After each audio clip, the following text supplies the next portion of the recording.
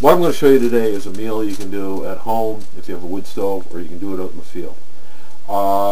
It's a real simple meal. Like what I'm doing here is a small roast beef with roast potatoes and carrots, right? And you know, you spice it up the way that you want to spice it up.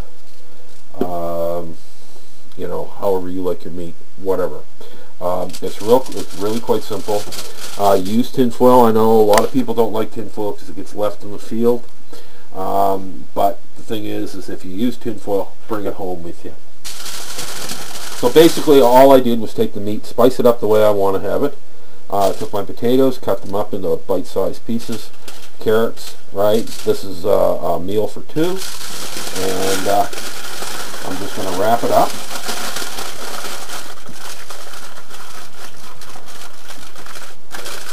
Shiny side in.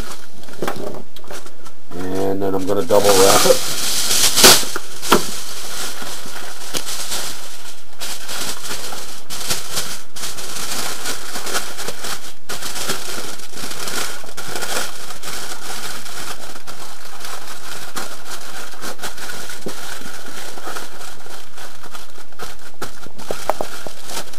And that's what's going to go into the fire.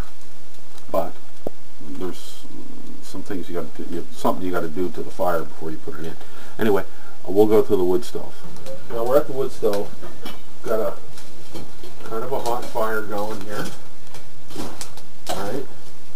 No, that's not for you. And what I'm going to do is I'm going to dig down and remove all the ashes. Hot bloody fire. Whoa.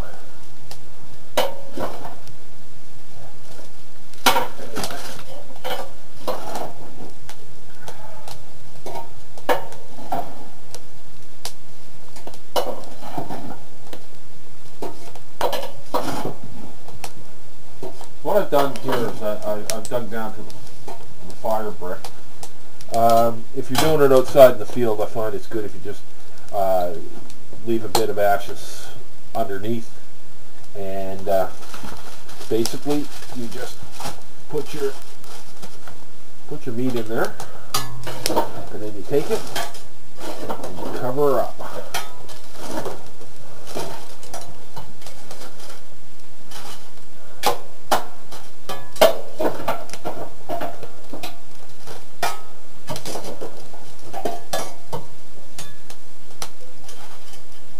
Cover it all up.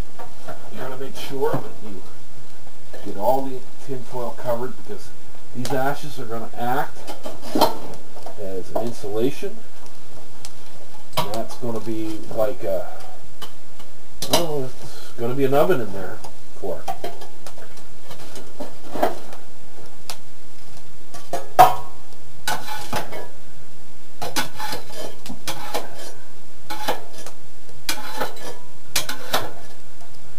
Now you do this in the field, same way.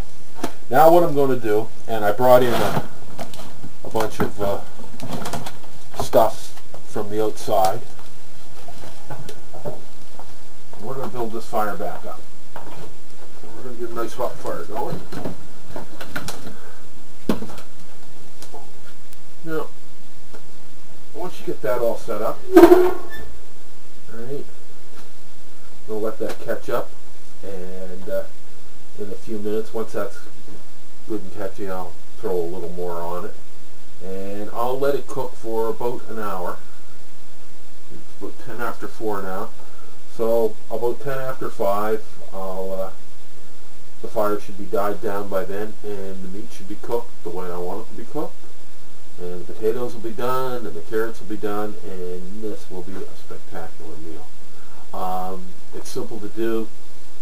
Like I said, you got a wood stove, you can do it inside in your wood stove if you got something along this lines, or you can go and do it outside when you're in the field. And I mean, I gotta tell you, it's a hell of a lot better than those dehydrated meals. Right? Although those dehydrated meals are great when you're on the move and stuff like this, this here, at the end of the day, you're out there. I mean, there's just nothing better than a nice steak or a small roast. This just spectacular. It just bakes in there just fantastic. Anyway, we'll come back and we'll show you what I'm talking about once we dig this all out. While the roast is being cooked in the oven, I always make biscuits. All right, and I learned to do these years ago from my mother. Usually take a heap or one of those, a heaping tablespoon of baking powder. Hide the thing. Don't want to give them a commercial plug. Baking powder. You can use baking soda too. Right. Give it a mix.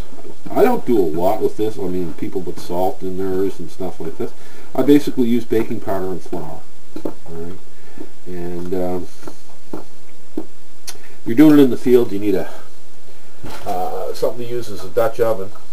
But I'm not out in the field, so I'm going to cook it in the regular oven. And basically I just mix it up with some cold water.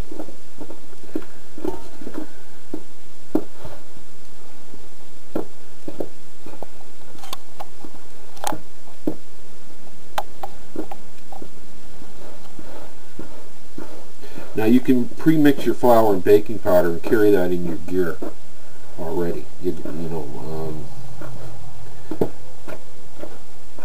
That's normally what I do. And there's several ways of cooking this. Like I said, I usually use a nest tin and bake it similar to what you see there. And I just get a really good mix on it. The consistency should be like a cold slime. That's what it always reminds me of. I get a consistency of that.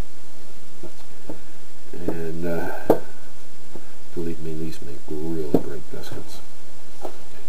Now, if you're doing the biscuits at home, I usually put the oven up to about 450.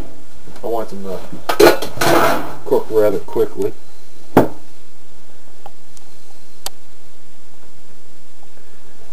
And I don't roll them out and cut them out. Okay, it's 10 after 5. Now, we had a bit of a screw up with the cameras. Apparently we filled the card up with the camcorder, so we're using the camera to finish this because we're taking the stuff off it, and it's going to be 20 minutes, but I want to get the supper out of the thing. So, anyway.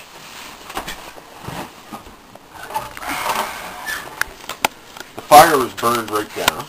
There's nothing left. So what I'm going to do is just carefully take everything off. You can hear it sizzle. Can you hear it sizzle? You should listen. You should smell this. I mean, this is. Oh God! I'm telling you. We're going to peel this off. All right.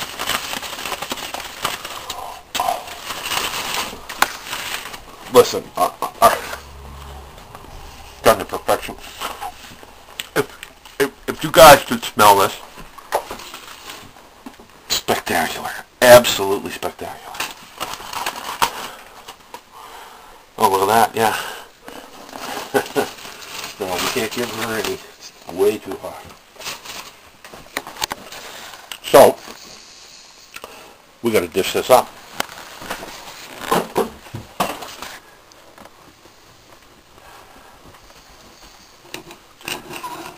Oh, look at that. Look at that. Do a little bit of taste. I wish you could, I really wish you were here to taste this. Are you sure you want some of this? Because I could eat it all.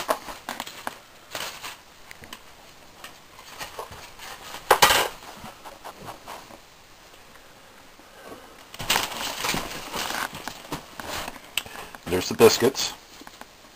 Alright, they came out really nice.